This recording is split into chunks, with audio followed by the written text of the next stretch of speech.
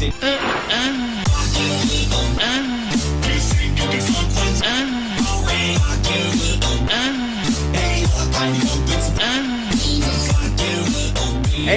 everybody. Hey, welcome to the Snark podcast. Sweeney's still dead. He's still missing. He's being vigorously touched on as we speak. Yeah, by actually, strangers beyond our control. I got a Ransom video. Oh, you did? So yeah. He was, it showed Sweetie on his knees, bound, gagged with an apple. Right. Of course. He's beaten, bloody. And essentially the guy, using one of those voice distortion things was like, I want, and I'm be honest, the voice, even though the voice was distorted, it was a little, I could tell what region he was from. It was somewhere in India. And he was just like, right. If you want this guy back, I'm going to need a $50 gift card to Amazon. And I'm be honest. Yeah, not no worth shot. it. Not worth it. Yeah, no shot. I'm not spending $50 to get Kingston back. Yeah, no way. That's no shot. Yeah, it's not worth it. But yeah, sorry, buddy. I wish him. Yeah, sorry. Hopefully, I know Lily's loaded. Maybe she'll fork over the money. We're not doing that. Yeah, we're not doing that. Speaking of forking over the money, snarktank.shop. We've got a merch operation open right now. It's early access for $5 and up patrons over at patreon.com/snarktank. You can get it. That store will open on May 17th. It's doing pretty well. A lot of people are big. People are big fans of the Scumbag hoodie in particular. I should notice, I knew it, brother. Yeah, I knew it. That's a big one. Gay Station 3 is a big one too. So there's a lot of good shit over there. There's some limited items there that will be gone when the store goes live for everybody, and also because it's an early access period for patrons, there is a steep little discount there. So if you want to get in before things get up to normal prices, we're operating a business here. You got to come into our levels. You got to come into our you got to come into our hole, as the kids say, before you. I don't know what I was saying. Anyway, I don't know. There's merch over there. Go check that out. What else? We're going to focus a lot on questions because there's a lot of new patrons on the $5 tier. A lot of people asking questions now because of the merch promotion. There's a lot of, in like 2 days, there's like a shit ton of questions. So we're going to focus on questions today. But I do want to mention, at the very least, there is one thing that's happening in the news. Look, I don't know the politics of what's happening right now. I know there's like a bunch of like protests happening on student campuses. I genuinely, and I mean this sincerely, have no fucking clue what is going on because I've been so offline.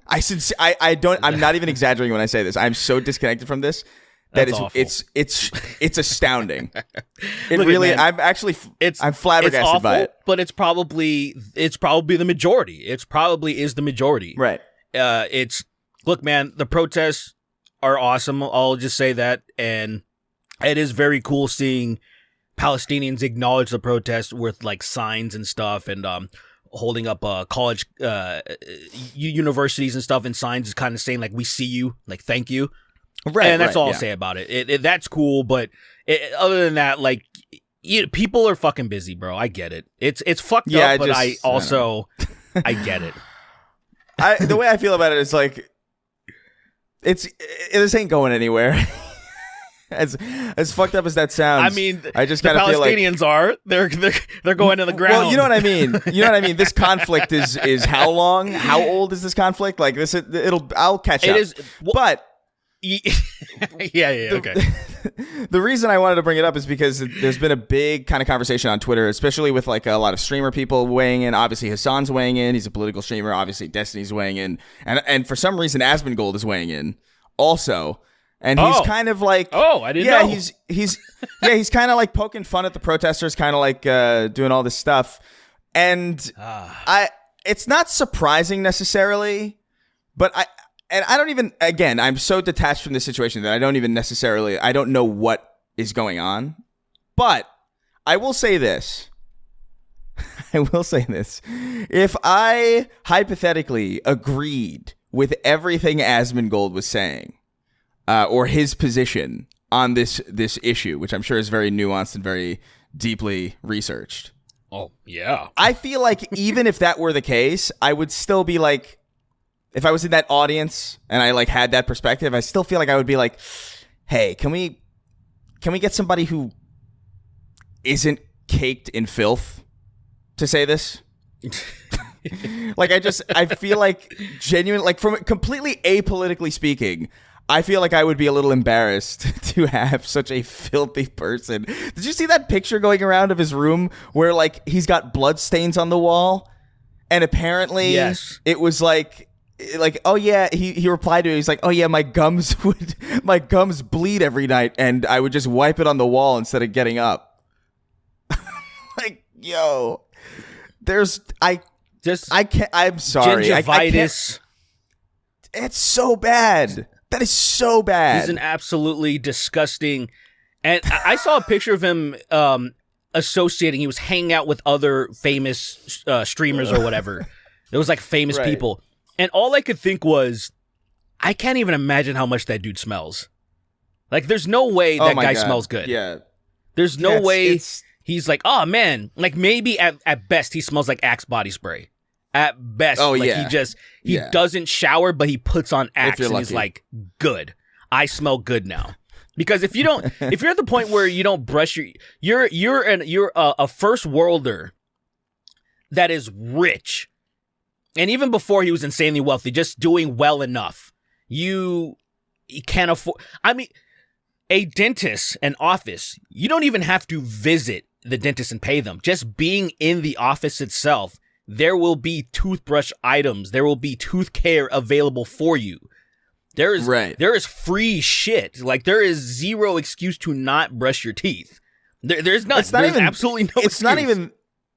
It's not even that bothers me. It's the fact that, like, dude, okay, look, you got gingivitis, sucks, but like you wipe the blood on your wall, dude.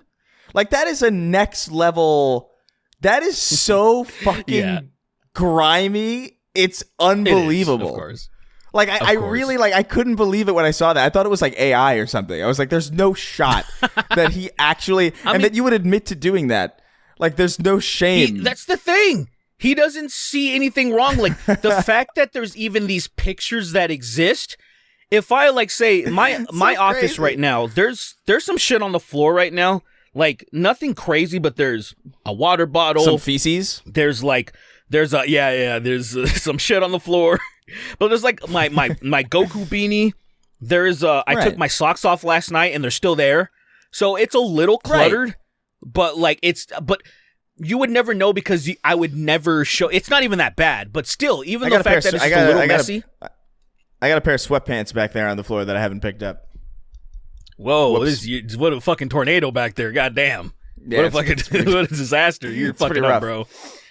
Yeah, but like I would never show. I am self-aware enough to where there's no shot that I would ever show how filthy I am. And when you see that these pictures have been, they were taken and shared without any problem, or to admit to, I wipe my bloody gums on the wall. And it says so much about a person. It says so much about a person that you're like, bro. Do you remember he got into some controversy? You go on? Yeah, go ahead. Before you go on, when you said wipe his gums against the bloody wall, I physically imagined him pressing his gums against the wall as they were bleeding and like scraping them against it. Look, I'm not gonna pretend like I have amazing. Like, my teeth are kind of fucked too. Like, they've been stained by a lot of like tea and coffee, and it kind of bothers me. Staining is unavoidable. Like, if you eat food and drink stuff, you're not gonna avoid having stained teeth, unless you're one of those people that go over the top, right? You go over the top, you get your teeth bleached, you do all these extra things, but it is natural to have stains on your teeth. It's unavoidable. If you fucking eat, it's gonna happen. Yeah, but then there's your gums bleeding. That's actually different. That's you not night. Fucking. Yeah, that's you not like. It's simply just you not mouthwash, not gargling. It's really that. If you're not fucking using mouthwash, it's a very easy chance that you can get gingivitis because a lot of people don't really brush their gums, but like the mouthwash kind of takes care of it prevents gingivitis. So you get like, anyway, we already know he's absolutely disgusting, and it is weird that you would want to use this guy. I don't even know because you didn't really say what was his position. He said he was making fun of the protesters. Well, yeah, I can't remember exactly. Let me look it up real quick here. Asmongold. By the way, I've agreed with some of the stuff that Asmongold has said before, like as far as like gaming goes. But no, he has. He has some reasonable takes outside of politics. From what I've seen, his takes outside of politics are reasonable. But when he's talking about politics, it's pretty clear the type of people he watches.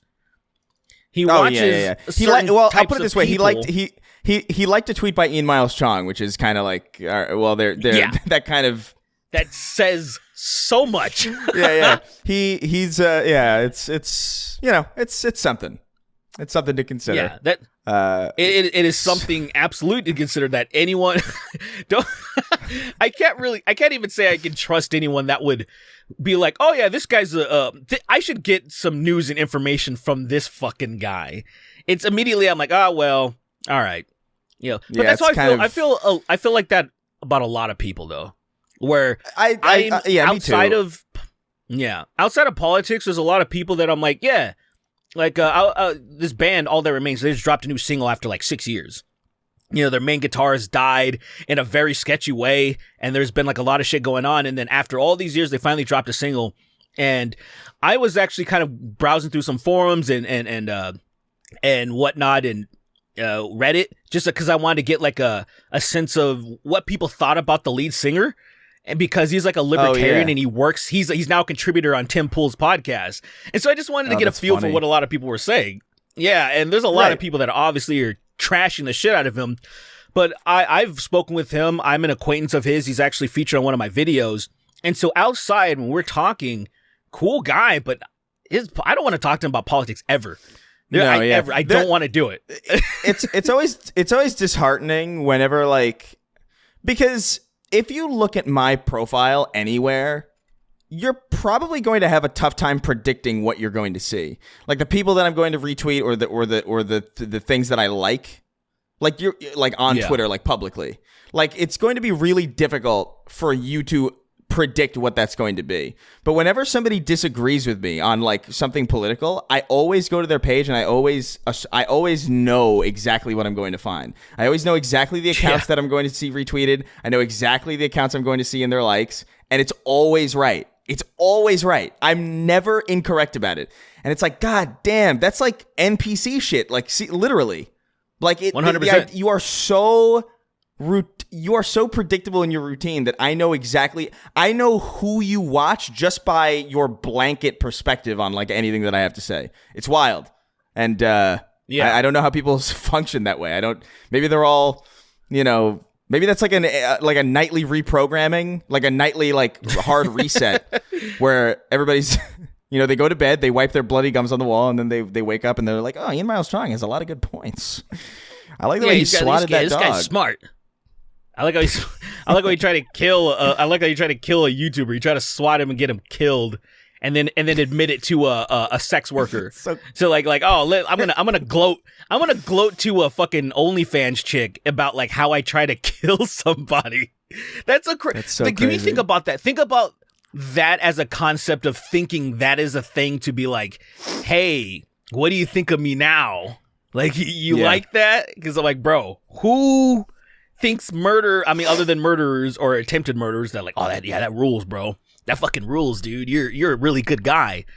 And the fact that this guy still has a platform, I guess nothing really surprises me anymore. I am a little bit surprised about the how many people have, because it's the cognitive dissonance. How many of these people right now, like Asmongold, understand legacy media, mainstream, it used to be called mainstream media, but now legacy media is less popular than like, say, independent media, like a Tim Pool or something. Like their reach is more vast, like, but they just have a bigger production. But like you see, the biggest news on Facebook, the most like and the most traffic will come from like the Daily Wire or something, for example. Right. Which like, so, but the thing is, so now it's been classified as legacy media, but like how many people know that legacy media is bullshit? They will say, oh yeah, you don't trust that shit. Like they're all just lying. It's all propaganda. But then at the same time, those motherfuckers will still consume pieces of it and be like, I like what they're saying. So I'm just going, I'm like, whoa. Yeah, hold on a second. It's always super hypocritical. Well, it's annoying. It's kind of it is just, it's the major, it's not even well, of course it's hypocritical, but it's like how do you hold these two thoughts? You know, like the cognitive dissonance is something that's so fascinating to me because I'm like, how do you hold these two thoughts together? You understand this, but then you're still consuming some of it.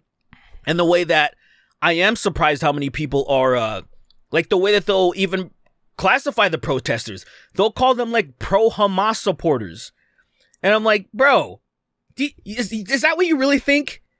Do you think when people were against like the Iraq and Afghanistan, like shit that was going on, all the fucking mass deaths, over 1 million dead motherfuckers, do you think they were pro-Al-Qaeda? Like, how fucking stupid are you? Like, come on.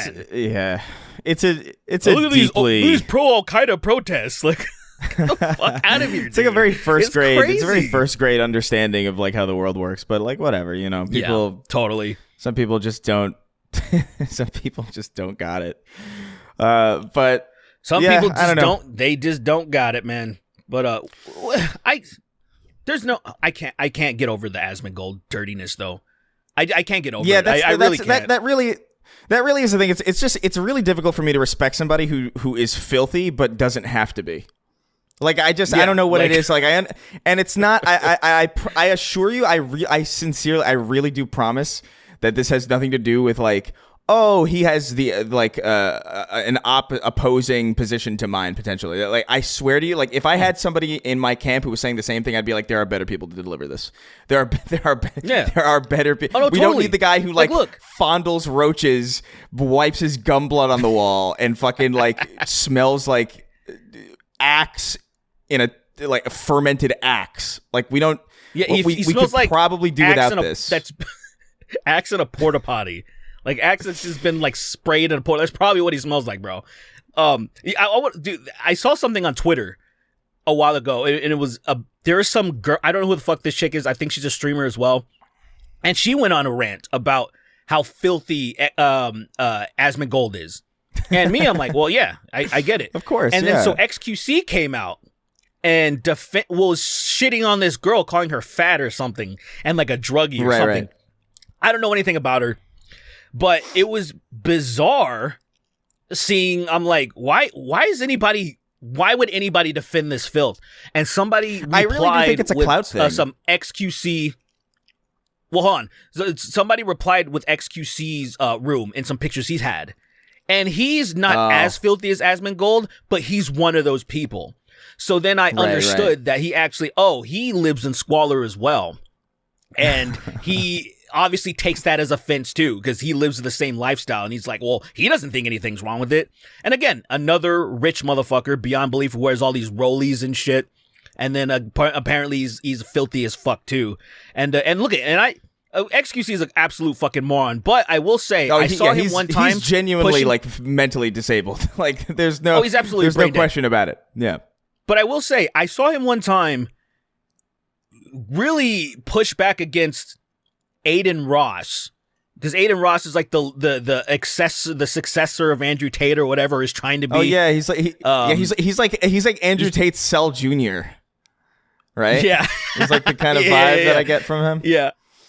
Yeah, that's exactly what it is. And I saw him pushing back because he was talking about the like, I think he was basically advocating SQC, saying there isn't this gay agenda thing. Like there is people just trying to live normally and comfortably, and you are a bigot and just having a problem with it and saying it's like some fucking epidemic or whatever the fuck. And I was like, whoa, it was really weird seeing XQC have like a really good, reasonable, normal take, really, when everything else that I've seen him in has been just the dumbest fucking bullshit ever. So I was like, at least his politics seem reasonable. That's all I could say about XQC, you know, just to be like being charitable. Yeah. But he's still a filthy Yeah, of fuck too, course. I guess. I don't know. It's dude. really difficult for me. Like, dude, I'm sorry. Like, if Bernie Sanders was on the campaign trail and he was just caked in shit and you could see it on him, like you could see it like dripping down his hair or something. It's like, I'm not voting for that guy. Like, I'm sorry. Like, that might be like super shallow or whatever, or like, oh, well, you're not really engaging with the substance. You're judging the person before what they're saying. It's like, no, there's a bunch of people are saying this who aren't caked in filth. So like, I'll just go to those people. Like, there's plenty of people who, you know what I mean? Like, I don't know. Just have a higher standard Optics for like are important. who you're. Optics are important. You're right, dude. Optics are arguably like really unfortunately like the only thing that do matter in like this modern era. So like you'd think that you'd be aware of it. Anyway, let's move on to some questions from our people. There's really not anything going on. There is a whole thing going on in the rap game with Kendrick Lamar and Drake and J. Cole. Right. I want to get Kingston in on that conversation specifically. Yeah. So, yeah, we'll hold that off because I'm sure more stuff will happen by then. But let's see. The Nightman to say, of course. Yeah, he's. By the way, on our merch store, did you see the about section? I wrote like a little. No, I didn't. I wrote a whole spiel about our origin stories on our about section on snarktank.shop. I'm sure they're extremely accurate. Absolutely, I'm checking. It's all incredible. It's all very incredibly accurate. Go check that out if you have access to that store. By the way, I had fun writing that. The Nightman wrote in. He says, "What is up, my goofy goobers? Who's the strongest fictional character you think you could beat in a fist fight?" I'd say for me it would be close, but I could probably beat Caillou's dad. I like this. Caillou's dad. Caillou's father. So it's somebody who's like someone who's strong, and I could beat them probably. Well, the strongest character in fiction that you could defeat, basically. It's a good question. Well, it's an interesting question, but I guess the strongest almost feels redundant because it's like who do I think I can beat? Just like who? Right. But the strongest. That's so subjective. I don't know. That is something that definitely gets the noggin jogging because I feel like so many people in fiction are just there's almost no in between. They're either incredibly because they're just I don't know, either man, normal like, people or incredibly strong. Right, because like even like Krillin, for example, who's one of the weakest out of the bunch, he would absolutely decimate us. You know, it's one of those things where I'm like, huh. Yeah, I mean, maybe I could beat Chi-Chi. Maybe I don't know, man. Like I don't think I could beat. Like I don't think I could beat Mr. Satan. You know what I mean? No, fuck. Like no. I don't. No. Like and Mr. Satan is the joke in that world. So like Dragon Ball is off the table. I think like maybe Yajirobe. Maybe like I think that's a good. I think that's there's a chance one because he's kind of got like an Ethan Ralph build. Yeah, if he doesn't have a sword, I think maybe I could defeat Yajirobe. I think I do. Okay, I'll put it. I think I could beat Sailor Moon. I think I could. Like if I just because I think nobody interrupts her in the middle of the transformation sequence, and I just wouldn't let her do it. I would say I would just knock she's her a 14-year-old girl. I like that. She's a 14-year-old girl. I would kill her. Like it would easily. Like it would be there would be no shot. But she's also she's strong theoretically. You're right. I think I can beat most of the Sailor Scouts and Tuxedo Mask. I think I whoop. Yeah, Tuxedo Mask does nothing. He just throws like roses or some shit. He shows up at the end of every conflict. I don't know if I'm remembering this correctly. I haven't watched Sailor Moon in like since the 90s probably. I think maybe like 2002 was probably like the last time. Even that's being like generously recent. Was the last time I saw an episode of Sailor Moon. But I feel like I remember the structure of that show being Sailor Moon's in trouble. She becomes Sailor Moon. She defeats the Thing. And then Tuxedo Masks comes down and almost does like a Hercule, where like he kind of takes credit for it in some way, and then Sailor Moon is like swooning over it because it's like, oh my god, he beat the person, and then he runs away all mysterious. The swooning, that is actually funny. The funny thing is, I actually don't have any recollection of him doing anything either, and maybe that is the joke. It's been too long, so I don't actually remember the nuance at all. But you're probably right. I do remember there being a scene, and I don't know if somebody either if this was the actual dialogue or if somebody wrote it in themselves, where it was something like he shows up and it was like, you didn't do anything, and then he just takes his cape and then fucks off, like kind of a thing. I don't know if that was real or if that was a representation of how it normally goes. But I remember loving Tuxedo Mask, and there was a brief moment where I was going to start a music project called Tuxedo Mask, but the SEO was completely fucked. Because like everything would just immediately go to him and nobody would find my project. And I was like, that's not a good idea. But I tried. But yeah, that I think we can beat up the Sailor Moon crew. Maybe not the Queen Beryl. I don't know if they all had different names, because I know her name was different in English versus the dub versus the original. So I don't know if they all had different names, but Queen Beryl was the main boss while watching the dub one. And her minions, I think, were pretty. I don't think I could beat them. They seem like they had a lot of. No, I don't think. Those are straight up demons. I think I could beat. I think I could beat the Sailor Scouts, provided I get in there before they transform. And even then, I think I might have a shot. Right. Maybe. The Totally Spies, I would wipe the floor with. I think. Sure. I think the entire Scooby Doo gang, with the exception of Fred, probably. I think I could take. Fred seems pretty jacked. Yeah, Fred. Fred seems jacked in a way that's like really subtle, like almost like a muscle man, like not like a bodybuilder, but like a strong man from like the 30s. You know what I mean? Where like he's got a lot of muscle, but none of it's defined or toned. He just kind of looks like like Bubble Buddy almost. I feel like he's got that kind of build. Buddy. So I think Fred would probably kill me, but I think I could take Shaggy. I think I could take. I mean, Velma and Daphne are easy marks. Scooby might be a problem, but I think he's too much of a coward. I think Scooby would be a major problem. That's a massive dog, but he is a coward. You're right. You just put on a mask and he'll fucking run away. Yeah, I think it's just Shaggy too, right? You just pass him a blunt and then you just snap his neck. That's easy. Shaggy. I bet. I promise you that Shaggy has malnutrition. So I think I could twist his. I think I could just break his bones like toothpicks. He has a tapeworm and he has osteoporosis. So I think I could just if I one push down a good flight of stairs and Shaggy's. It sounds like, you know, those videos where they like roll vases down the stairs on TikTok, or like they roll like glass bottles down the stairs and wait for them to shatter.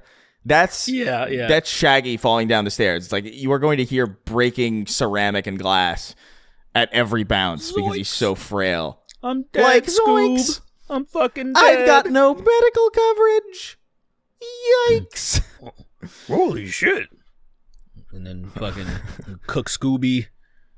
We fucking and then Fred, you just get a shotgun, I guess. You just deal with him with a shotgun, because as strong as he is, you just blow him away. Unless we're specifically if I had a gun or like an enchanted scepter, I think I could take Fred. Enchanted scepter. Yeah, those are the only two. Those are the only two instances where I'm coming out on top against Fred. Why was that your first thought? An enchanted scepter. What were you watching? I don't know. I tried to think of something else as deadly as a gun, and I couldn't think of it. And it immediately went to enchanted scepter. I don't know why. Enchanted scepter. Okay. But yeah, I think that counts. I think Patch Adams I could take. Any fictional kids. Patch Adams. I don't know, man. I feel like he has too many tricks up his sleeves. He'd probably inject you with something lethal, like if you got too close. Yeah. Make sure, I'm going to kill you before you kill me. Hey, look at me. You're dead. He's got his clown nose on, and he's got like a big bag. He's got a non-Euclidean bag of tricks, and he's just like he's pulling out like it's just an infinite bag where he's just pulling out like hammers that are like 5 times the size of it. Come over here. I haven't seen Patch Adams in a very, very long time. I don't think that's what the movie is, but I'm pretty sure it's a movie about a guy in a hospital trying to make people smile by putting on a clown nose. I don't think there's any like Jim Carrey's The Mask type fuckery going on in Patch Adams, but nevertheless. Yeah, it's a good question. I feel like this could be its own extra. I would love to get Kingston's input on this. So I think we might recycle. This might be. You know what? I'm gonna put a note here. Recycle for extra ammo, because I think that'd be a good one to come back to with everybody. Reuse after we get some time to think about it. You know, because I think that's a fun one. I misspelled recycle. That is a fun one. Oh well. What? Yeah, I don't know. And then I think cycle? I typed it. It's you know, like I wrote I wrote recile. I wrote recile by accident. That works. Hey, it works. Yeah, whatever. Okay. Distraught DM wrote and he says, "Hello, long-time listener, first-time homeless person. Welcome aboard. Welcome to the homeless army. We're gonna have an army of homeless, the likes of which not even Rome could withstand. I think we'll be able to take over San Francisco building. Easily. Oh, dude, San Francisco's already like, they're already on their way. All right. Yeah, but he writes in. My question is, if you could put 6 problematic celebrities or media pundits in a death battle, who would it be? 6 problematic celebrities. 6 of them. Man, okay, that's interesting. I think. Look, man, that's a lot of people. I think we could. Our death battles like work with it. Are we talking about like, say, the running series death battle, or are you just talking about like? That's more of a one-on-one thing. Yeah, I think. Fuck it. Let's try to get I don't 6. know. Let's try to get 6. We'll try to get 6. Okay. Problematic celebrities. Problematic celebrities. That's a tricky one. So, well, damn. A lot of them are dead. Yeah, Harvey Weinstein I want in there. Harvey Weinstein I want in there. Yeah. Naked Dan Harvey Schneider. Weinstein, though. Yeah, just give these fat, ugly fucking. Yeah, Dan Snyder. That's a good one. Bill Cosby, maybe. Bill Cosby would be good. I want Kevin Spacey. Oh, I want yeah. him as Frank Underwood, though. He has to be Frank Underwood. You're like, I say, this is gonna be a mighty fine death battle. Yeah. This is gonna be a mighty fine little battle to the death. I think what I'll do is I'll bite Bill Cosby's throat out and spit it into Dan Schneider's eyes. Yeah, that's what I'll do. I do declare. I don't know. I've never seen that show. Fucking, I mean, you pretty much nailed it. That's pretty much it. Yeah, he's just fucking kind of Foghorn Leghorn. Yeah, he's like Foghorn Leghorn on Ambien is what is kind of the vibe I get from Frank Underwood, where he's just like, I say, I will sell our country to the Ruskies for $5. For $5. Yeah, that'd be so fucking crazy if somebody had just the authority to sell America and they settled for $5. They're like, listen, give me a solid $5 and all of this is yours. Yeah. I'm trying to get one of those $5 footlongs from Subway. Yeah. And then he just gets his Subway. And after he eats his sandwich, he's like, what have I done? This might have been what we call in the South a fucking disastrous mistake. I really love the idea of Frank Underwood selling America for a really menial price. I love that so deeply. Oh God! all the And he Americans get goes out. to Subway. He goes to Subway and he still has like it's not even like it's $7 for the $5 footlong with tax. So he can't even. Oh fuck! When did this happen? Where am I supposed to go to get this $5 footlong? Like, I'm sorry, sir, that was fucking 10 years ago. Well, shit. He's got almost like a Mitch. He's got like almost a Mitch Hedberg kind of like quality to him in some way. Like a the way little bit. like not exactly, but there's like I could see Frank Underwood doing Mitch Hedberg style jokes where it's like, yeah, somebody in the audience called me a has-been, which is strange because I don't remember becoming an is-be or something stupid. I don't know. that actually does track. Yeah, I can't take credit for that. I definitely heard that somewhere. Okay, so this is a good. My $5 footlongs. wait. So we got 3. Oh yeah, that's right. Oh wait. Okay. Oh wait. All right. So we got Harvey Weinstein, Bill Cosby, Dan Schneider, Kevin Spacey. So we need 2 more problematic celebrities. I say throw. Oh man, wasn't there somebody? There was somebody recent. Oh fuck. I'm not gonna remember it. It was such an obscure thing. But we could throw. I don't know. Fuck it. Throw Ben Shapiro in there. Why not? Yeah, I guess he is considered a celebrity. So he's a problematic celebrity. He's in those movies, those Daily Wire movies, as the great Ben Shapiro. Yeah. I would like to put in Joseph Rogan because Joe Rogan, yeah. I think Joe Rogan is. I mean, at this point, I think he's probably the king of problematic celebrities now because he just. I was listening to a podcast and I totally agreed with them. They're like, dude, this guy's so rich. He doesn't he has no reason. He does not have to bring on Tucker Carlson on his fucking show. He could talk to anybody. That, and he's just, I'm gonna I don't bring know. up That this was funny as guy. that was funny as fuck though. Listening to Tucker Carlson deny evolution in front of everybody. I couldn't fucking believe that. I was like, this is crazy. But it's funny to me. But I know that there are tens of millions of people that are like, yeah, this guy's a fucking genius. This guy really knows. This guy really knows his stuff. I think. Yeah. Evolution has been disproven. Well, here's the thing about this. Here's the thing about this death battle, though. Right? That's the last one. So it's Ben Shapiro, Joe Rogan, Kevin Spacey, Harvey Weinstein, and Bill Cosby. Dan Schneider. Oh, and Dan Schneider. Wait, Joe Rogan's winning. Wait, that sounded like. But I think Dan Schneider could eat Joe Rogan. Oh wait, he's smaller now. Fuck. I'm thinking of Dan Schneider in his prime. Yeah. Well, Dan Schneider's always been big.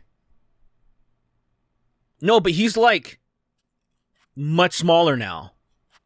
Oh yeah, Did you see him recently? He's lost weight. Yeah, I did see that video, that apology video or whatever. Yeah, that Not one apology, where he's but like you know trying what I mean. Yeah. Yeah, the excuses. He's trying to explain. Yeah. Oh, I don't know about nothing. Look, Dan Schneider, I'm so confused by him because actually, he's in the news too because he's actually suing the producers of that not the Netflix documentary, the HBO Max show Quiet on Set. He's suing them for like defamation and shit. And that to me, I don't know what to make of this guy. Like actually, like because part of me looks at this guy and I was like, dude, he's so clearly guilty. But then like why? But then I'm thinking about it, and I'm like, so he's definitely a bad boss. He's definitely a creep.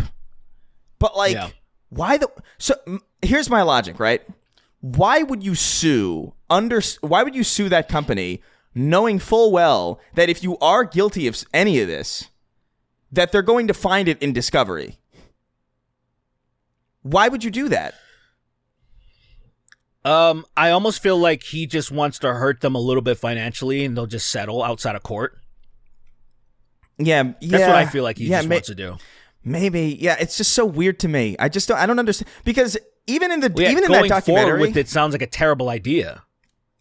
Yeah, but even in that documentary, like Dan Schneider comes across like a real asshole for sure. But like he's also surrounded by genuine, like he's kind of thrown in there with like serial rapists and like actual pedophiles to the point where it's like it's weird to me that if there was any indication that he was one of those people or he is that kind of person, that wouldn't have come up in the documentary. So I don't know I really don't know what to make of Dan Schneider at all. Like, he's either a sadistic, evil son of a bitch or the most unlucky person in the fucking world. Because I don't know why you would. I don't know why you would sue. I don't know. It's all. I can't get in the headspace of it. It's so baffling to me. I would just say he's an egomaniac. Yeah, which a lot of people are that get at that level. And some of the stuff that they were saying about him in the documentary would probably confirm that. And again, I think just wanting to hurt them, not actually go through with a defamation lawsuit, just settle out of court. I think that's what he's just trying to financially hurt them. I imagine he doesn't actually want to go through with an actual lawsuit, which is what I imagine. Which still, even with that, it's just putting him more in the limelight, which is stupid. When you're in his position, you want to just not say anything. You want to just, because mainly the documentary is he didn't actually do anything illegal. So as far as like the documentary was talking about, so if anything, it's like you kind of don't need to. You can just kind of fade into obscurity. People will forget about you after a while, and then that's it. But I think egomaniacs can't let that happen. They're like, oh no, like it's stupid. But I think a lot of times they sabotage themselves like that all the time. Like shit, I was just watching like a video on Hulk Hogan where he inserts himself into everything. He lies about some of the most obvious. He said that Andre the Giant, one of the biggest fucking wrestlers of all time, died 2 days after he wrestled him at WrestleMania 3. But he lived for like years after that, like 6 more years or something. And it's like, so what the fuck is wrong with you? Like, why do you have to make everything about you? Like, he just can't help himself. And he still, to this day, does it. He even recently was like, oh, I discovered The Undertaker. He was like one of the extras in one of his movies, Suburban Commando. And he was like, yeah, I remember blah, blah, blah. And I gave him the name. And I was like, dude, he was already signed to the WWF when that fucking movie was being filmed. Like, he just can't not do it. And I feel like maybe Dan Snyder has somewhat of that, like, I have to. Yeah.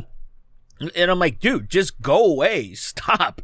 You've done enough. Even his legacy, I think his legacy of the shows that he created would eclipse the creepiness that he did in time. Like, of course, like, if you're having a discussion with about Dan Snyder, you're going to be like, what a fucking creepy ass weirdo. But mostly people are just going to be like, oh, Drake and Josh was dope. iCarly was dope. Whatever the fuck else he was, all the other shows that he was involved in. He has. Yeah. I don't know, man. Think of Bryan Singer. I could believe that. I think Bryan Singer's a great example.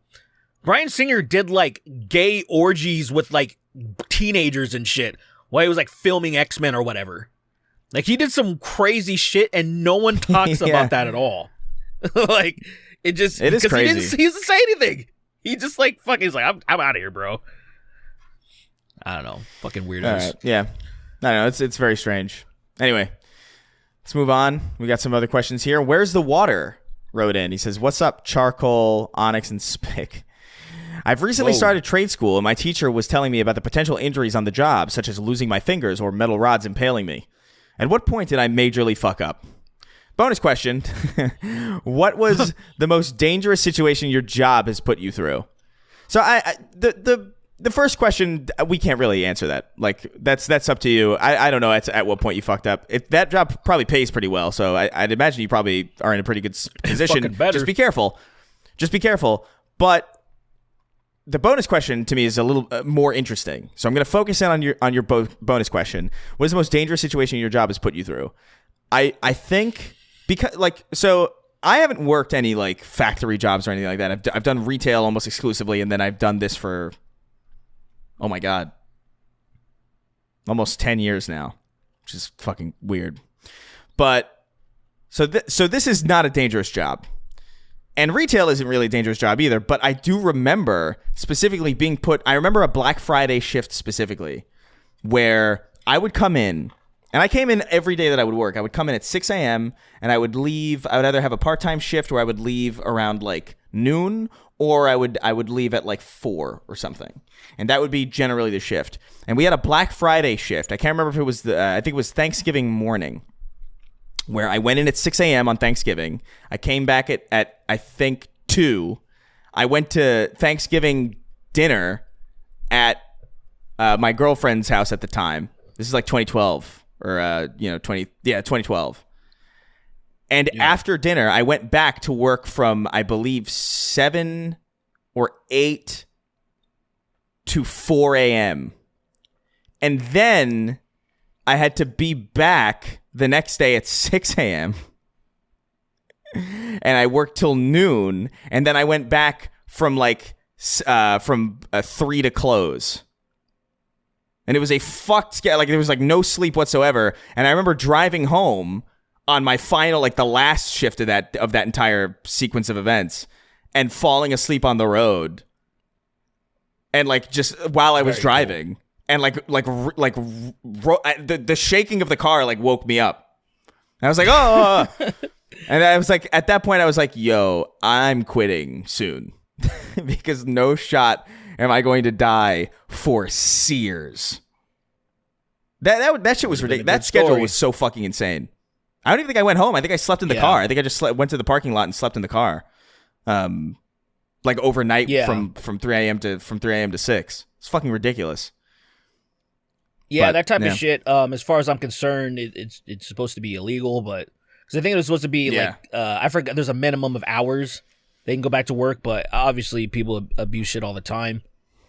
I used to work for the government. Like there was these city projects that they would do to install like water meters and electric meters, and I was working in Glendale, and the new meters were being attached to these fiberglass lids. They were being replaced with the old concrete lids, and we didn't have good. I was in charge of the warehouse essentially, while the other technicians and stuff were installing shit. And in my downtime, I had to screw those meters, the water ones, onto the lids. And I was telling my boss, like, hey, man, I shouldn't be breathing this shit in. Like I just had these little shit masks, and I'm like, bro, this is fiberglass. Like, this is going to give me cancer if I do this for, an extended amount of time. And he was kind of like, he's from the South. He looks like he already looks like he's like an old goat. He looks like a plucked chicken. Cause he's just like one of those, like, he's 50 years old, but he's just been working hard his entire life. So he already looks like he's dead. And he's just like, oh, like, stop being such a pussy. Like, he's one of those people. Or he's like, little, like, he'd be one of those people like, little asbestos isn't gonna kill you. Like, he's one of those type of people. And I was like, bro, this is crazy that you're so just, why are you pushing back against this at all? Just invest a little bit of money to get, like, good fucking mask, that, like, with the whatever. And I had a bitch about that for quite some time before he actually just did it. And then he only bought one, which I'm like, all right. So then basically I'm supposed to just wipe this down and then somebody else uses it after if I'm not doing, like, it was fucking weird, man. I was like, dude, why don't, and you hear about these stories of construction people, getting all fucked up decades later because they were doing similar shit. And so that I'm fine, but I do remember I did have some pretty bad lung issues that year, and I will say, I thought it was funny. I learned about, this was in 2010, and I learned about chemtrails in 2010, the conspiracy of chemtrails. And my chest was like hurting a lot at one point, and I was just like, maybe it's the chemtrails.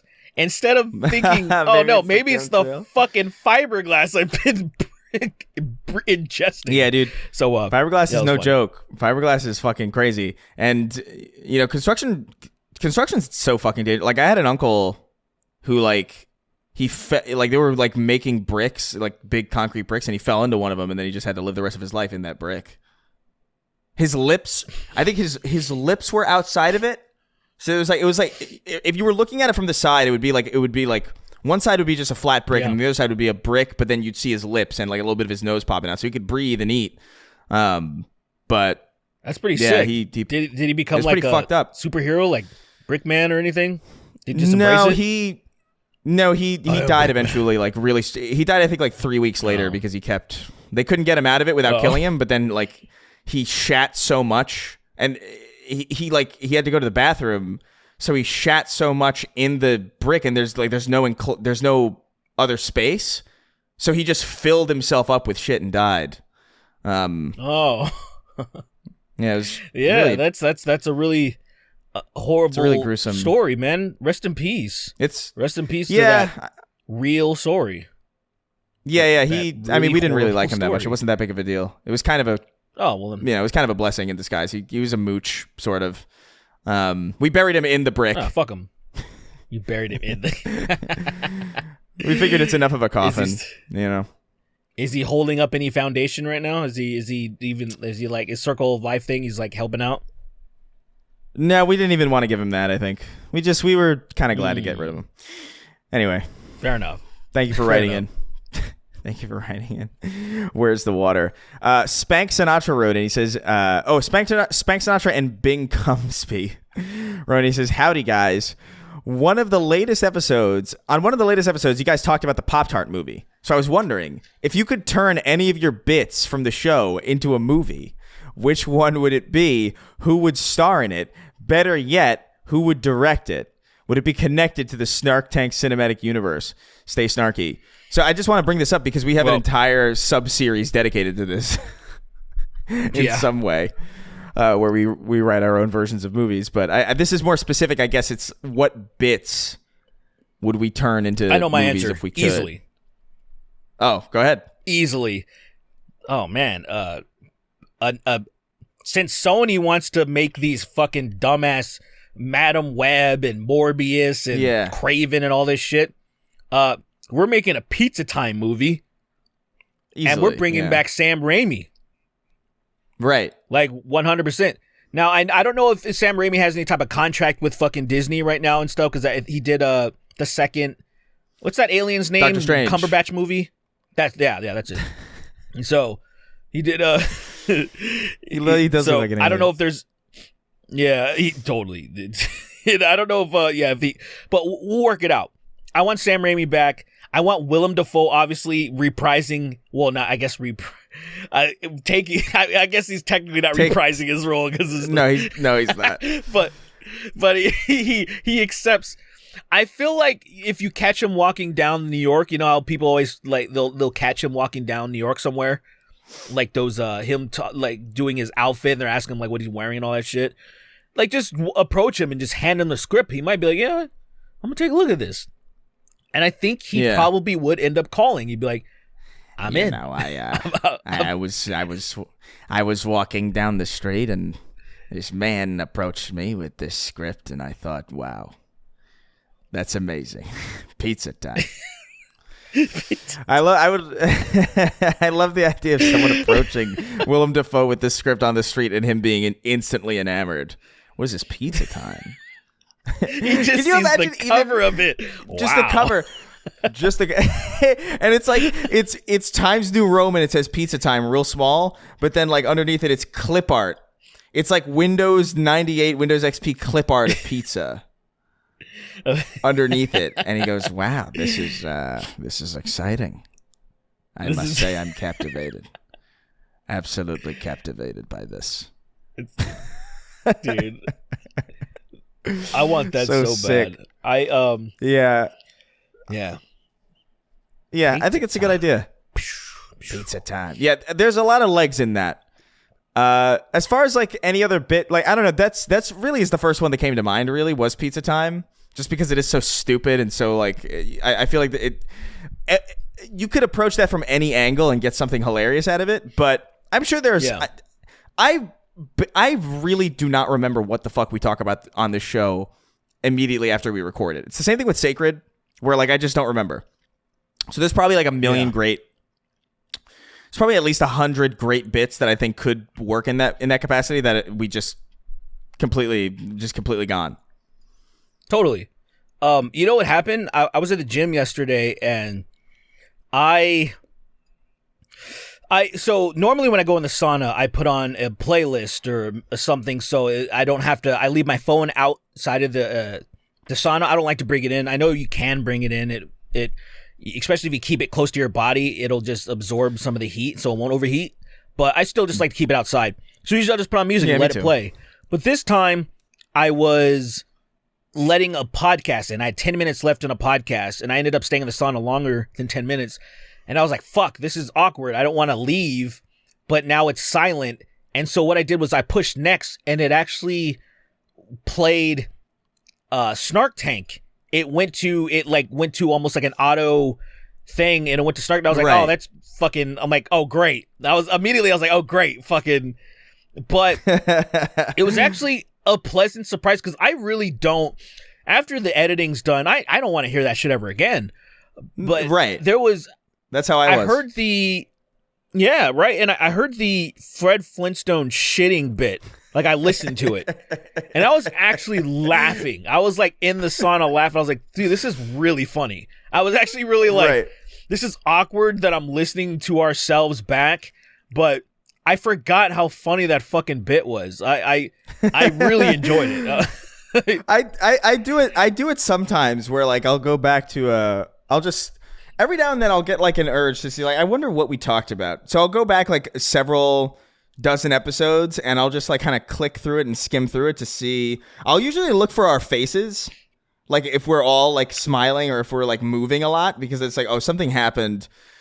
And it's usually like it's usually genuinely entertaining to me. Like I'll watch it and be like, this is a fucking ridiculous conversation. I love it.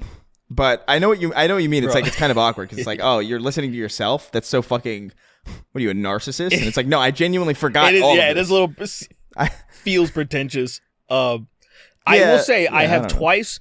It was cool somebody mentioned that they went back and listened to Independence Day 2, because I've listened to it twice. I have literally listened to that entire episode 2 times, because I wanted a refresher on all of the insanity that was in it.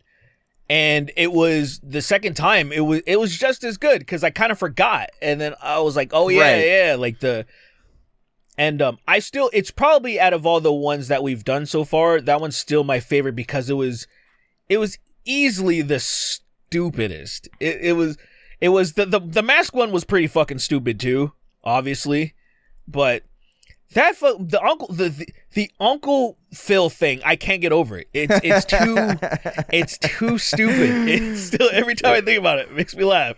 It is so profoundly dumb. It is so profoundly dumb in a way that you cannot explain. But yeah, no, that's it. Yeah, I don't know. Like, I really like, especially sometimes, usually what I'll do is I'll go back really far. Like, I'll go back to like episodes in like even before 100, just to see like, because there's no shot I remember any of like the minute things in this episode. And I'll listen to it at 2x speed, because listen, I'm not trying to, I'm not trying to spend more time necessarily listening to my own voice. But there are some bits in there that I'm like, oh my God, that was so funny. Especially like early COVID. The early COVID bits were like really good. Before we understood like what the hell was happening. There's some good stuff in there. And it reminds me, it's like, oh, we actually have a good show here. Sometimes it feels like the opposite, because it's just talking. It's just the same thing that we do all the time.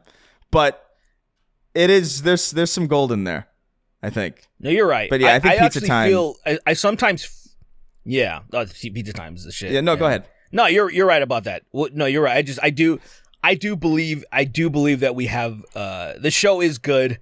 I do lose sight of that. That is definitely true. Sometimes I almost feel like, the fuck are we doing, in a way? Right. But it's also me. I think sometimes it's just being a little bit hard on ourselves in a way. Like, sometimes I feel like there's a certain standard, and sometimes I feel like I don't know if we reach that standard, but at the same time, I'm not the listener. So really, if I see people complain and be like, this shit sucks, like when they complained about the titty rating episode, which was like, I think unanimously, I mean, what a shitty, terrible. What a disaster of a fucking episode. And All right, that's when I want to, like, when people give us feedback like that, I'm like, okay, yeah, no, fair. That was a shit episode. I totally agree. Yeah. The worst one. Easily the worst one we've ever done. But I think by like orders of magnitude. Like, because even the ones that aren't like, because I think the last episode we did wasn't particularly like, we didn't go off like hard in the paint on like crazy hilarious like diatribes, right? But like I feel like it was at the very least like interesting. But like that one was just like a mess. Like that was fucking so bad. But I think, well, here's the thing too about this is that I do think this is why I think it's important. I think being in person, there's something about that energy, being able to improvise with people on the spot in person with no delay. You feel the energy in the room. Because I was listening to those earlier episodes, and there is a point where it's like you can't really tell necessarily. I really heavily edited those episodes though. Like I would like move things around a lot. Yeah. But like you could just tell that there's like, oh, everybody's like kind of like you can feel the energy of the room, which I think is important in making jokes. I think you need to be able to feel the energy in the room. And when you're separated by like, you know, the internet and like a screen, it's a little bit more difficult to do it. So I'm just the stoked. delay is crazy. The delay really fucks everything, quite frankly. Like it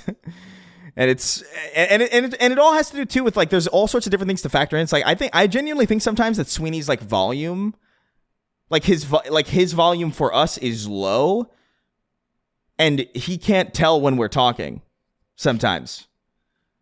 You know what I mean? Whereas like in person, I can interrupt him, and I think it would flow. Like we could interrupt each other in person in a way that's a lot more natural and organic than we can here. 100%. Yeah. I will say the biggest thing I am excited for is Sweeney, me being able to, or us, to just fix everything that as editors, as both of editing this podcast, that like dealing with his audio and certain things it makes. I randomly just had a fleeting thought where. Because he has the little stand on his desk, and like why do you not have one of these? And he talked about getting a shitty one or something that like fucked up. And all I thought about, I literally just had a fleeting thought the other day, and I'm like, why didn't you just buy a different one? Like why did you give up? Like why did you like things that like so? Because when we're in person, we'll have the proper shit. The audio, like when we're doing our checks, like we're checking the balance, because when he got his new cloud lifter, I was like, fuck yeah, his audio is thick, it is good. And then somehow it went back to being like the tiny with it. I'm like, what happened? What the fuck? I'm just excited to be able to, let's just do our sound checks. Let's get everything good. We're in a nice padded room to where there isn't just like his barren room that sounds like it's fucking in a goddamn cave. Like I'm excited for the quality to really be brought up, and then us to banter in person. Like I'm really excited for that for sure. Yeah. I don't mean to hype. I know it's probably annoying to hear us like constantly hyping this up. I'm just genuinely excited about doing it in person. It's around the corner. I just think it's a better show. I am my wife she has one more week of work, and then she's gonna fuck off to her home country for a while. I'm gonna go. I'll talk to you more about it, Chris, because I basically in a couple of weeks, I don't know which day, but in a couple of weeks, I'm going to come back up to California, and the purpose is to secure an apartment and try to be out of here by the 1st of June. So, hopefully it all works out. The problem is I'll look at, here's the new listing available. Already 7 applications put in. And I'm like, oh, well, yeah, cool. I'm like, it's not. All right, well, I'll see what's available when I'm up there, I guess. Yeah. All right, let's see. What the fuck? So many of these are. All right, I'm going to read this one. Tiger. Triple threat last man standing match featuring the Benoit family wrote in. He says, someone is holding a gun to every one of your family members' heads, and the only way to get them to put it down is to suck dick until completion and swallow. You're allowed to pick who the dick is attached to. Who you picking? must be male. Well, it's easy. Male. You say must be male. So I'm gonna lawyer this easily. So yeah, trans women are biologically male. So great. So I will pick. Right. Who's like a really hot trans? Yeah. Come on. Who's that really famous one that they said Drake? They said that Drake fucked her. I don't see. I don't know anything about the well, I can just look it up real quick if I put in trans Drake. I'm sure somebody here knows who I'm talking about, but there's this influencer that the thing I don't know. See, okay, I will. So, the sake of argument, I'm going to say this. She still has her penis because I don't know if she did she cut her junk off and did the full transition. What do they call it? Bottom surgery. Yeah. Yeah, I think so. But yeah, so I'm not happy about the swallowing thing. Obviously, that's Yeah. The problem is with that. To be honest, I think I would probably vomit everywhere. But I think the attempt would have to count because there's nothing I can do. But like even thinking about that upsets me. Just thinking about it upsets me. Yeah. Just thinking about taking a shot in the mouth is. Yeah. The thing about it is the thing about it to me is like, would I be happy sacrificing every single member of my family for the pride of knowing that I wasn't gay? And the answer is no. I'd probably just suck. You know what I mean? Like I'd probably suck it up and just, all right, fine, let's figure this out. I know there are definitely some. Look, man, I've definitely been around at least 2 trans women in my life that have had me a little bit. I've been like, it's a stronger than not zero. Like more so than I ever thought. Like, I'm like at least 5% considering this. There's What's a lot of beautiful trans women out there, and right. You wouldn't know. You wouldn't know. Like, say if they didn't fully transition, you wouldn't know unless like, oh, you were invited back to the room, and then it's like some. You know what I'm saying? Like outside exterior, you would have no fucking idea.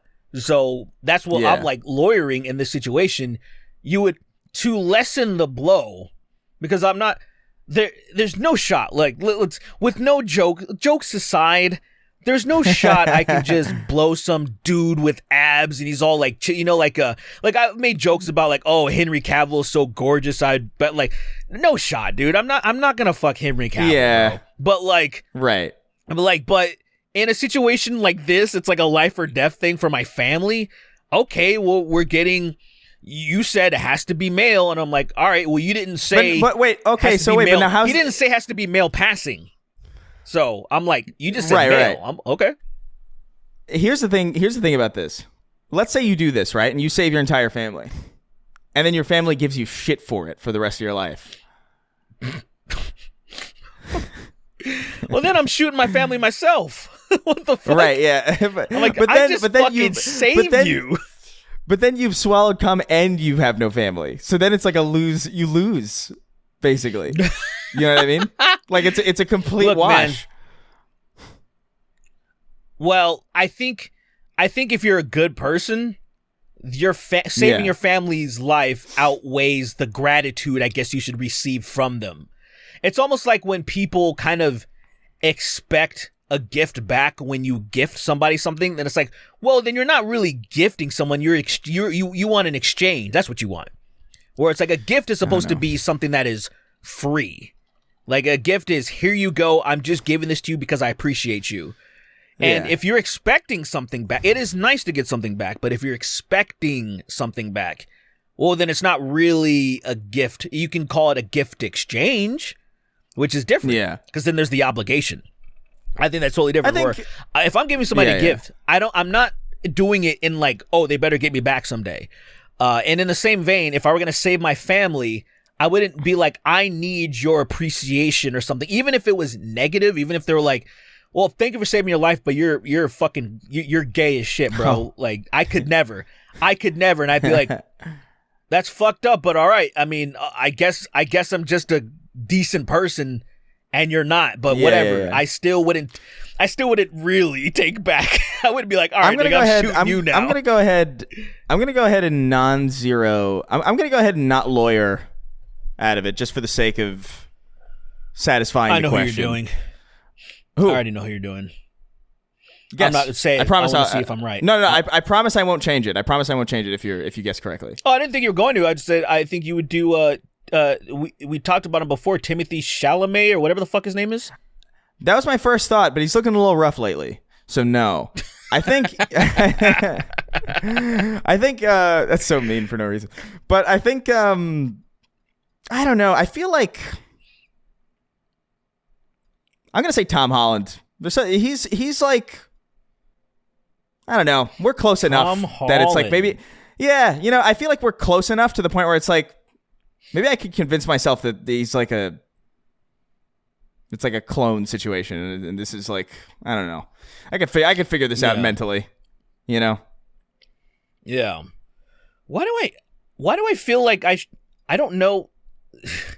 Why do I not know? I feel like I should know some famous trans women. Like there's I don't know either. I was trying to think. Okay. I got one. I don't remember her name, but she was on. Anybody who watches. Oh, well, to be fair, I haven't watched the Flagrant podcast in a very long time because it kind of sucks ass now. But Andrew Schultz's podcast, he had on a trans woman, and there was a comedian that came on because he was like a big fan of hers, and it was a funny episode, and it was also kind of nice because a lot of Andrew Schultz fans in that bro-y universe. A lot of them are kind of not down with that shit, but this kind of let their guard down. So I would choose that chick, this porn star. It was this trans chick porn star, and I'm like, that's the thing. And like I said, you didn't say it had to be male passing. That's how we lawyer this shit, bro. That's my answer. That's fair. All right. How much time you got? Because we're on a tight schedule today. Are we good for? Yeah, I think I can do. Well, really, I should. Yeah, I can do like probably 2. Okay. All right. Let's get 2 then. Let's get 2 in, and then I'll record the names later, just so we can get as many questions in as possible. Oh, okay. Then yeah, I can probably do like let's do it. Let's do it. Because I've been listening to you since the beginning of the pandemic. What the fuck is all that? All right, 3 terabytes of porn on Chris's old MacBook. That's insane. No shot do I have 3 terabytes of porn. I don't even think I have 3 terabytes of porn like bookmarked. Honestly, like I don't even think it. That is that no. No, that's I don't way even think I have too much porn. Yeah. Well, no, honestly, how much are you jacking it to where you need like say really an hour more of to me it's like you really just need a couple of links that are like compilations. Really, if you. Cause like really, how much porn do you? How long are you? What are you doing? Some people have gooning sessions, man. Some people they're up at 5 a.m. They're jerking it. Some people are up 5 a.m. They're jerking it. 6 a.m. They're jerking it. 7 a.m. They're jerking it. Bro. 1 p.m. they're jerking it. I don't know. How do adults have time to goon? Like to me, only not porn stars. The what do you call the live streamers that stream? You know, like Twitch streamers, but the porn ones. The porn ones are probably streaming for hours gooning. That's their job. That makes sense. Who the fuck else who has time for that shit? I don't know. But I assure you it's real. I know it. Okay. Yeah, fair enough. So, I don't know. I don't know, man. That's a lot of porn. Hello, Jimmy Rings, Black Santa, and Derek the Gay. Just posting this because I've been listening to you guys since the beginning of the pandemic. That sounds about right. That's when we kind of started. I've had a long road and a lot of changes in my life since then. Lots of ups and downs. Thank you guys for providing the laughs throughout. Me too. By the way, I used my last $5 for this. Can't wait to hear this from my cardboard box. This is just a comment. I just wanted to get to it. It seems new. Nice. So I appreciate it. Escamvic wrote in. He says, I got a hypothetical. If you and your co-hosts are in an apocalyptic wasteland and you have no food, who would you all eat first among each other? Well, Kingston's obviously the first person to go. There's just more of him. Oh, yeah. Like we could survive ration for a Kingston long off. time. We could ration Kingston off for years. If we're really careful about it, Kingston is a big boy. He's what, 6'3" or something? 6'3", about been eating nice and hearty, preparing for this. He's been preparing himself for this scenario. I'd appreciate that. That's actually what we've been doing secretly, is that we understand that the world is going to end. So we've been kind of, not to be rude about it, but we've been giving him certain meals to make sure that when the day comes, he's not outrunning us. We got him. So I think we have a good situation here where Kingston's going to last us. Kingston, I think we could last between the two of us if we're really diligent about like rationing. We could get a good year and a half out of Kingston. I think if we like focus on like maybe making jerky, Lots of Kingston jerky will last us for a long time. Yeah, easily. I think he's easily. Yeah, we got it. Yeah, because we're not. No one's eating me. I got nothing. I got nothing to offer anybody. Point? Yeah, you might as well just. I'm like a salad, and it's not satisfying. But I'm like a salad that hurts you. It's like if you it's the least nutritious salad ever. It's just it doesn't taste very good, and it also doesn't help you. So it ain't happening. I don't think Kingston's gonna taste very good either. But there's gonna be more of it, and survival is the name of the game. Yeah. So yeah, really that. Yeah. Man, can you imagine how unfortunate it would be to be in a situation where like you're crash landed on a desert island and you've been there for like however many days it takes for starvation to take hold, and you start eating the first person and then help arrives. I'm sure that is a scenario that has probably actually happened. And I bet it's just got to be incredibly awkward. Like, well, we did it. It was necessary. I think we're humans really good at compartmentalizing. We would be like, well, had to do it. We did. Had to do it. There was no other way. We didn't really get to use the meat. We'll give God's it to the plan. island iguanas or something. God's plan. God's plan, like what are you gonna do? It's just we have all sorts of idioms we have all sorts of manners of speech to get away with something like that. I think it's like it's just the way the cookie crumbled. Yep. It is what it is. God's the way plan Kingston crumbled. Yeah, dude.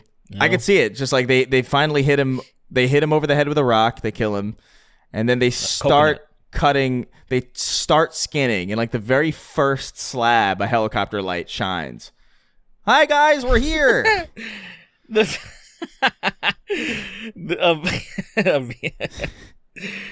it's great.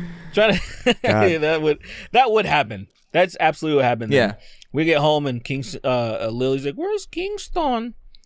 Get his Kingston or whatever," and we're like, "Oh man, he just fell overboard. He got washed out in the sea. Unfortunately, it was like that Christopher Walken story about that lady that fell off the boat."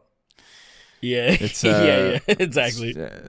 It's just we can't. So sorry, honestly, what happened? See, what had happened was he was skipping down the beach, and he tripped and hit his head on a gun that went off and shot him and it blew his head out. And yeah, it was pretty gruesome. I'm glad you weren't there to see it, Lily. You would have been really, really taken aback by it, I think. Really sorry. I think it would have been rough. Here's 5 gallons of piss as a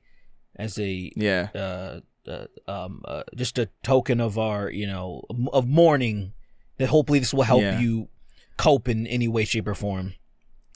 Yeah, we weren't able to make much of his body, but here's the jerky that we made out of his shins. Yeah. We'll just we'll leave this to you. She vacuum seals it and then keeps it on a mantle like somebody would with an urn. Yeah, it's like a bouquet. It's like a bouquet of shin jerky.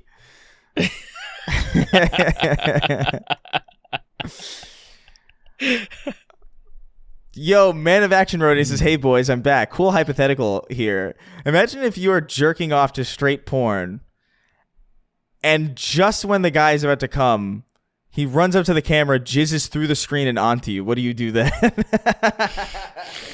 Yo, I can't even express how angry that would. Like, that would send me into such a. First of all, I would feel so disrespected and shamed, and then also I would feel so shaken in my understanding of how reality functions that I feel like that those two intense emotions at the same time, I think, would have the potential to probably break me and make me insane, I think. Yeah, it would send me if my immediate thought would be I'm dreaming. I'm clearly dreaming. I am lucid right now. Especially because I don't watch porn with men in it. The dude fucking, like, if he says one fucking word or any type of groaning and grunting, I'm just not into it. I don't like hearing kind of immediately male moaning and shit. I'm like, no thanks. Yeah, if so there's already that. If you're gonna be, if you're having sex, it's different. But like if you're filming porn, shut up. Yes. Shut up.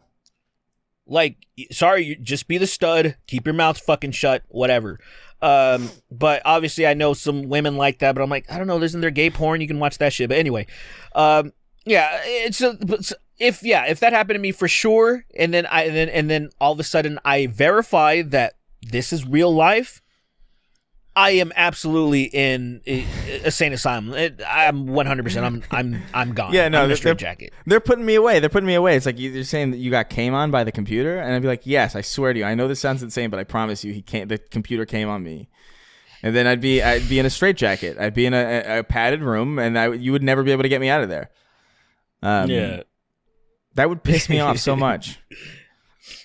And the fucking the psychiatrist or whatever that's evaluating you, it's you see him, you see the back of his head in his chair, and then he swivels around, and it's the fucking guy that came on you. It's the guy. It's the porn star just wearing a lab coat, but you can see his abs. Yeah. He's like, so what seems to be the problem? I like the idea that he would ask that question even though you're already in a psychiatric hospital.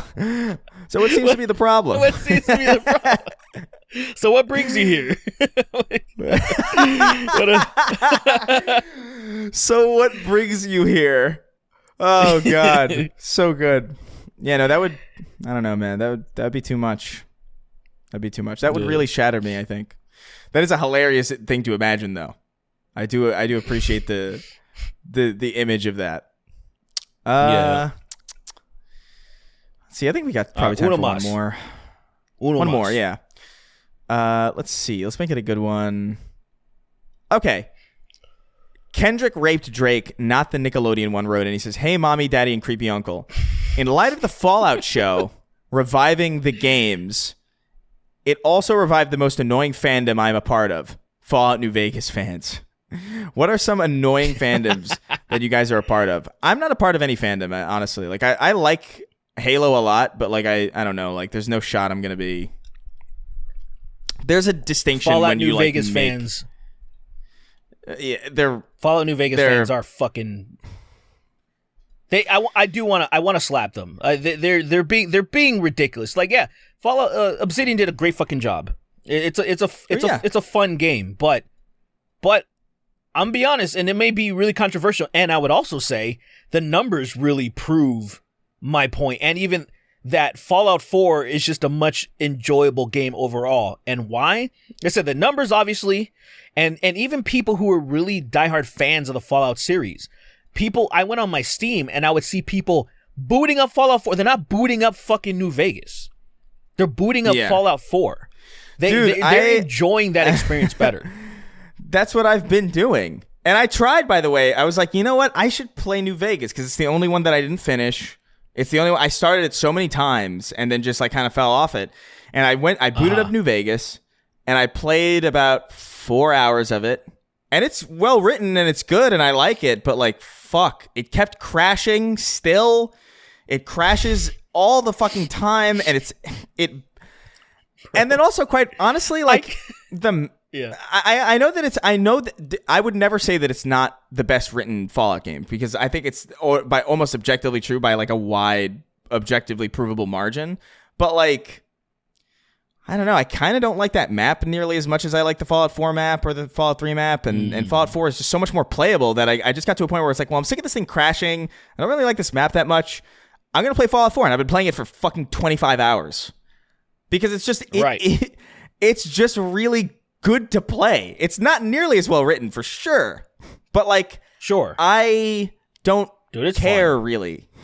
Like, I'm not this. I know that probably sounds like really annoying, but like, if I'm coming to play a game that, first of all, if I'm coming to play a game that I've played before already, the writing of the game is not really as important to me as like how much fun am I having and how good does it feel to play. Like, those are almost like way more important. It's like Stellar Blade. Stellar Blade is really great to play. That story is so dumb, it's unbelievable. It is such a stupid story, but who cares? I don't care, right? Because it's really fun. How I feel about, it's enjoyable. Yeah. A lot of Platinum games, for example, like I played Devil May Cry 5. I don't remember the story at all, but I remember having a lot of fun playing the game. The only Devil May Cry story that I remember is 3.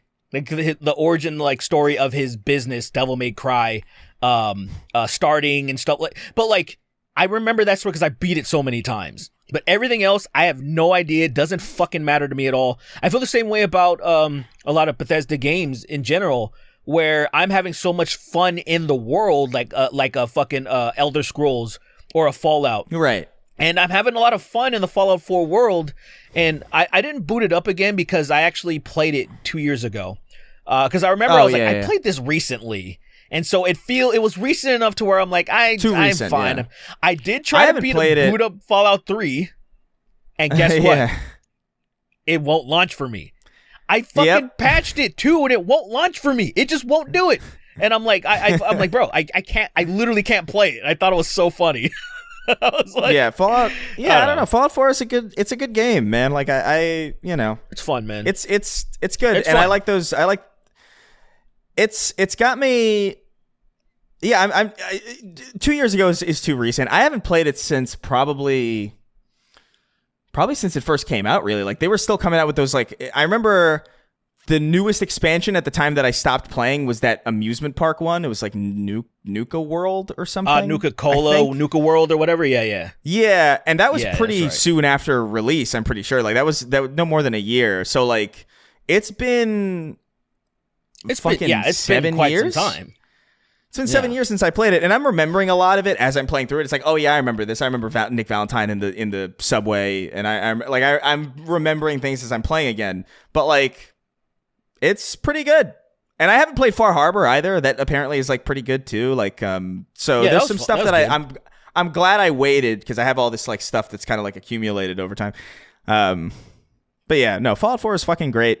It's not an amazing story, but like, I really don't care. I don't care either. I don't. But I wouldn't consider myself a part of an annoying fandom. I think the closest it would get is like a Halo, I guess, is the closest. But even that, I'm kind of like, I don't know. I'm kind of jaded too at this point. Yeah, kind of out of it. I think the only fandoms the only fandom that I'm truly a part of is The Simpsons, and The Simpsons. I'd more call it a community, is the best out of anything. Just the memes that are shared. Nobody's doing this weird shit like trying to steal shit and take credit for it. It's just like people are just putting shit out, shit posting, sharing fucking scenes, and then people are just quoting. And I've literally, out of all the years that I've been following this shit, not one aorta of drama have I ever even come across. And it's been kind of cool. Like, just, we just appreciate this show. And there was one little thing. There was some people writing essays trying to say the last good season was season 8.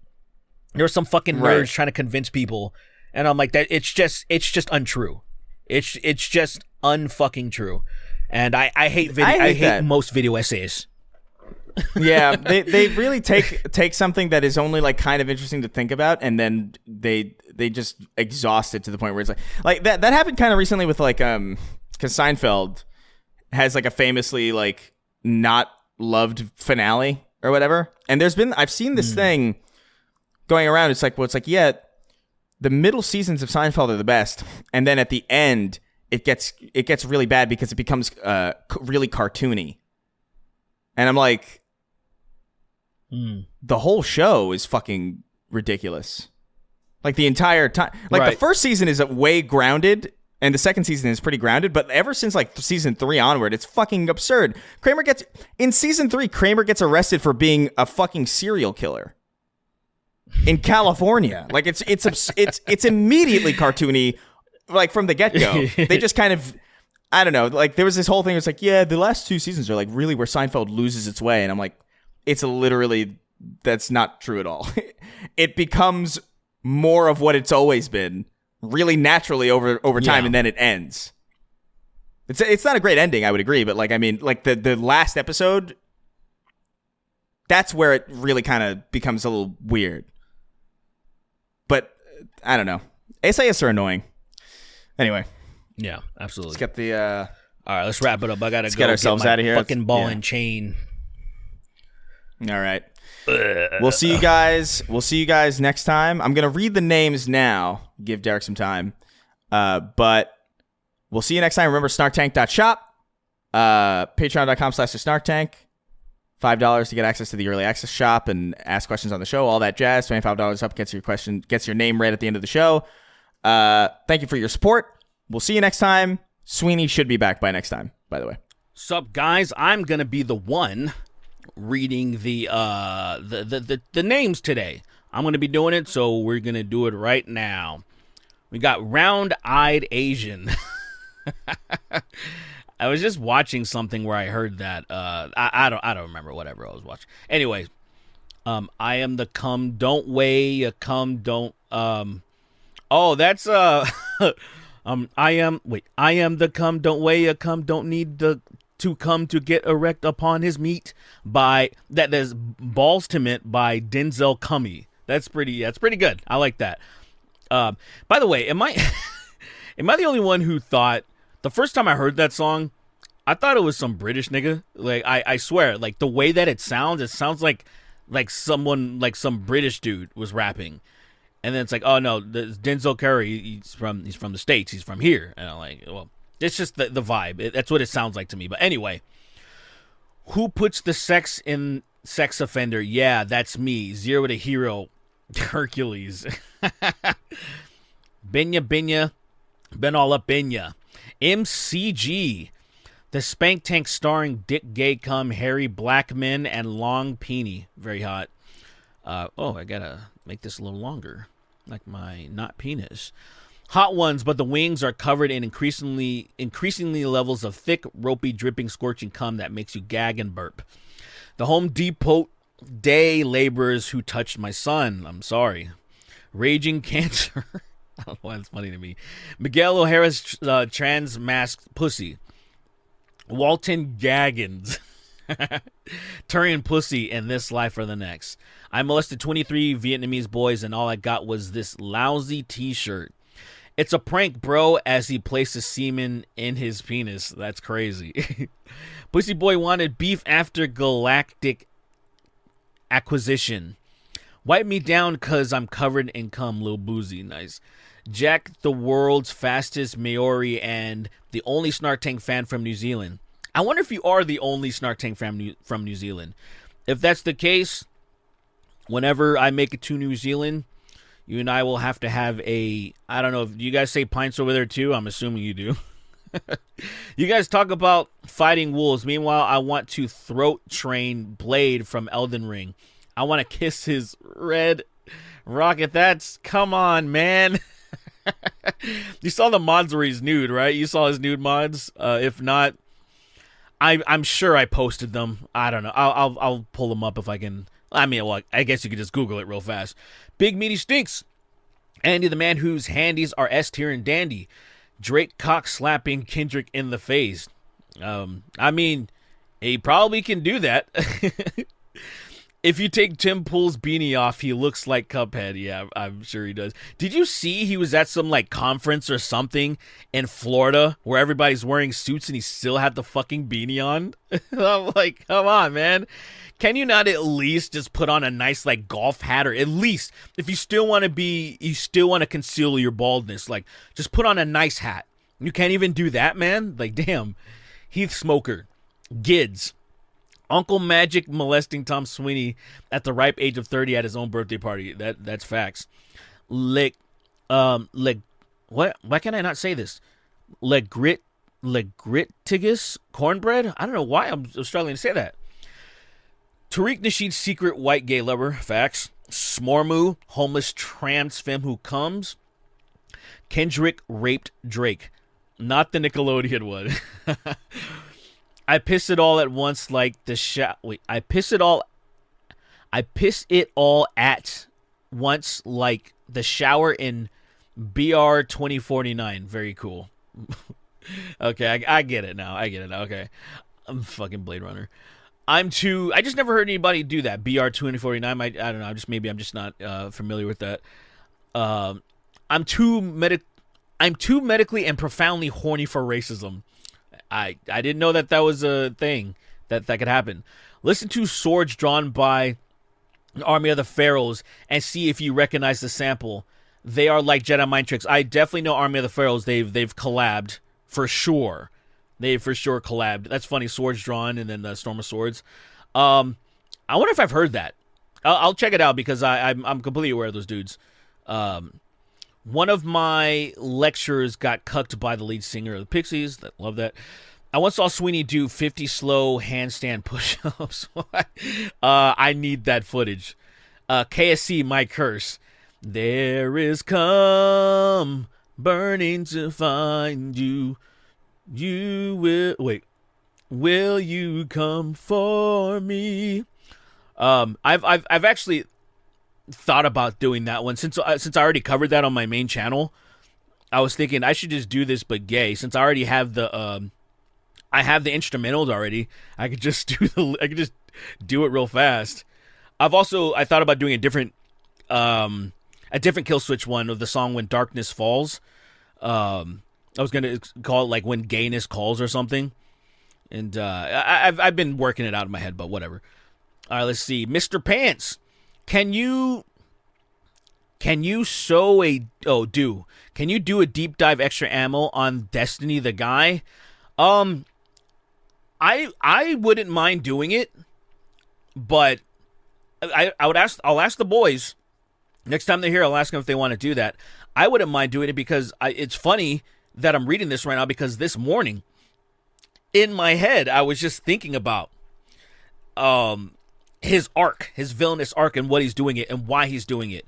And I don't know if it's just like, if it's a money thing. I don't know if he got money. I don't know if he's just trying to be the ultimate contrarian, but I know he doesn't believe what he's saying because of arguments he's made in the past. Like, Destiny is not a stupid person. And I'm like, the arguments he's made against ethno-states and the reason why ethno-states would never work, especially to peacefully remove people from an area where they do not want to go. Like, it is impossible to move people peacefully if they don't want to move. Violence will take place. That's the only way to move them if they don't want to move. And so he's made these arguments before on how peaceful ethno-states could never work in, say, somewhere like the United States, because the brown people don't want to leave, and you would have to forcefully remove them. You would have to violently remove them. And so you can extrapolate that to what has happened over the decades with Israel and Palestine. Like, so it's like he knows this. And so his argument and where he stands, I know he knows he's arguing not in good faith, but the question is why. And unfortunately, he won't tell us why, because that would give up the jig would be up. The cat would be out of the bag, and then that would not look good on him. So I don't know his motivation, and I'm pretty sure only he knows, and maybe someone who paid him, or if it's just his own volition, just wanting to be like, I'm going to argue on the side of ethnic cleansing, and see how well I can justify it. It's crazy, but I digress. Ball of the first sin. Spum befudders. Stop calling me neurodivergent and say what you want to say, you African American. I know, right? Like, I just don't want, I don't like, look, man, I don't want to use autistic as a pejorative. So I want people to understand when it's saying, when you're saying neurodivergent, I want people to understand what I'm actually saying and not just calling somebody autistic in the way that it's like an insult. And I mean that you literally are autistic. You know what I'm saying? Like, I feel like some people need that differentiation. I don't even know if that's a word. But just to understand what I'm trying to say and not just, oh, I'm just trying to insult you or whatever.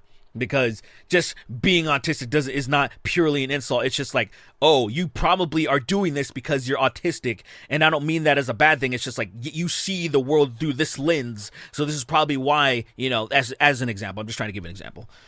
Where do we go? African American. That's funny. I like that, though. I understand what you're saying. Neurodivergent in quotations and African American in quotations. I totally understand where you're coming from. Jolly old dipshit. Flint Dribble, owner of the Dibsdale Dibbletone. Jeez, that was hard to say. May thy load drip and splatter. Cyphergraph, fiberglass fleshlight prank. Hey yo, Philly looking way better than New York right now. Yeah. Gay Butcher Pete be like he's whacking and jacking and packing. Stupid. Hunter Dubois, out of spells, not shells. Hosing the homeless with dirty brown water. Yeah, you just get that Flint water and just hose them all down. Give us your dong. Give us your dong. You're the penis man. Give us your dong tonight.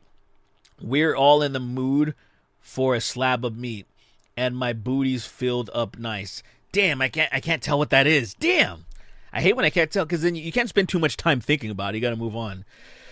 You must go to the bodega system. Caucasian container, the Cracker Barrel for gays. Disgruntled. Donald Trump burping on Dom's clip. I love that. That was a fun segment. Fun little bit. My granny shits with the door open. Come on, Grandma. Like, it's... How interesting is that, though? Because you feel like old school ladies probably have the most, they have the most trauma of... You dare can't do anything that would be perceived a manly thing to do, like a man just leaving the door wide open and shitting. Like, that seems like something like a man would do. And like, usually grandmas were so like probably beaten up back in the day for doing anything that's like, hey, Sonny Miss, you're a perfect little angel. You do everything right. And if you don't do it right, I'm going to kill you. You know, kind of, you know what I mean? Max Silhouette. I convinced my friend, 25 years old, that a camel's second hump is where they store their piss. I made sure to come clean because I remember. You remember? Let's see. Yeah. So that's funny. I mean, that's a harmless one. Unless they try to write a paper about it. That would have been crazy or something. But that's pretty good. She pipkin on my pippa. Possum. Chris milks marsupials on the weekends. I didn't know that. Derek, please stop being wrong all the time. I like when people say stuff like that, but then like they never elaborate on like say, this happens all the time when you see people in chats where they just say you're wrong or something like that, and they'll never elaborate on why or how or anything. And it's because they 99.9% of the time have nothing constructive or of value to say. It's how it happens. And sometimes that's the annoying part. I don't mind people telling me I'm wrong, because I'm a human being, right? You can be wrong. You're human. There's something fascinating about when people try to point and laugh at you or try to be like, oh, you're wrong or something. It's like, well, yeah, like, you can't always be right. The hell are you talking about? And then it's just like, well, just explain calmly what you think I'm wrong about, and then we can agree to disagree, or I can explain, or I can concede, or anything like that. So I'm looking forward to you changing your name next time and explaining on how I'm wrong. Or, you know, DM me. Explain yourself. Okay, maybe slightly above average clit energy. How about just masterful clit energy? How about the best clit energy? You know, how about epic clit energy? I like that. I like masterful's good. Epic clit energy sounds pretty good. How about that? I like that. Let's see. How can I be homophobic? I blew his fucking brains out. That's so stupid. I like that. Just the hard R. Star Coffee. Rip the digital hookah. Now I'm getting molested on the set of Embryonic Sheldon. Stupid. Once I've learned from one, oh, I think he meant to put thing. One thing I've learned from this Drake versus Kendrick is that the Toronto accent is fucking awful. Somehow the worse than Swedish accents. Swedish accents aren't that bad. I don't mind Swedish accents. They are a little silly though. They are silly. Toronto accents are bullshit. Completely. I feel like they were recently manufactured in the way, like, I don't even think that it's like old. You know what I'm saying? Like, in a way that most dialects have not been invented that long ago. Like, I would say the latest dialect that exists is the Valley Girl accent, right? I think that was the most recent. That's only been like a couple of decades. And this new Toronto thing, I feel like it's fairly new. Like I don't think you can go that far back, and then there was people in Toronto that were talking like that. I could be totally wrong, but I just feel like this conversation would have propped up a long time ago because it is that bad. The Toronto accent is that bad. My son froze to death in the waste of Ohio by going homeless to pay you fucks, and this is now his memorial. Rip John. I appreciate that, man. Great sacrifice. Transfem Grenlin, exposing people with a lactose intolerance of 90 million roentgens of ionizing radiation. Yush. Wormst. Craig the Canadian. Featuring a icy handjob from a frosty Edmonton hooker. That sounds awful, but I'll take it. It's your boy, Shawnee D. Gilbert Godfrey voice. I hit it from the back. I can't do that. I hit it from the back and play whack-a-mole with their tapeworm. I know Chris can do a good Gilbert, I think. So he'll have to do that one next time. 3XO and the Flintstones Tub Girl pilot episode. I love, man, that I went back. That fucking Flintstone show was funny as fuck to me. Like, I usually, I think I said in the podcast, I don't listen back to myself very often on the podcast, but, you know, other than when it's just going through the editing. But, like, that shit was making me laugh. I was at the gym, like, laughing my ass off. Anyway, there is no cock like horse cock. Send your asshole. Oh, yeah, there's no cock like horse cock. Send your asshole into shock. Yeah, that's pretty good. You need horse cock, of course, horse cock. That's a crazy ass song, man. Slurping, stroking, smoking, joking. Emoticon's going like this. I guess I should go like this because I think my thing is reversed. See, Drip MH, Lord of Homeless Drip. LL Cool J's voice. Don't call it a cum shot. Stupid. Obi, won't you blow me? Jackson Vernon. Norwegian game dev now developing a cardboard quest. I am homeless. Hey, dude, cardboard quest. Stupid. I like that. Hey, good on you. Kremlin to Gremlin. Dib Membrane is our only light-skinned Hispanic rep. I'm gonna steal your bones. She Azarath on my Metreon till I Zenthos. That's very cool. One fish, two fish, gay fish, sween fish. Zoo by Denzel Furry. We got two Denzel Curry references. Interesting. And rounding out our list, the king of haphazard. That's false alarm. Racist Fallout Walter Goggins be like, know what we used to call your kind before the bombs fell, darky. Damn, can you imagine? Wage Slave 583, a sad guy from Michigan. Oh, I'm sorry, you're sad. Telling the boys it isn't gay to join the Snark Tank sex cult as bottoms, but I'm secretly crossing my fingers. If we have a gay sex cult and I'm unaware of this, I'm going to be very upset. I'm going to be very, very upset because this is something that I would want to openly talk about and be very proud of. All right. The Babrini Bros present the Master Roshi Flow. Drank Master Korin's sacred water and got straight to poppin' launches Senzu Bean. Very cool. Donkerson. Dagobah these nuts in your mouth. I probably said that wrong.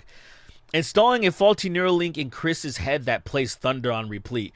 You got to pay the Trolls toll to get the boys whole. Gade 6 is afraid of Gade 7 because 7 gapes 9. That's fucking awesome. I didn't know when Chris was reading this that it was two separate names. So like Gate 6 is the guy, and then this dude, knowing that he was next, he continued it. That's very clever. I didn't know that. Chris didn't mention it because he sucks sometimes. Robin Hood and Little John fucking in the four. Oodie-lottie, golly, what a gay. Robin Hood and Little John fucking in the forest.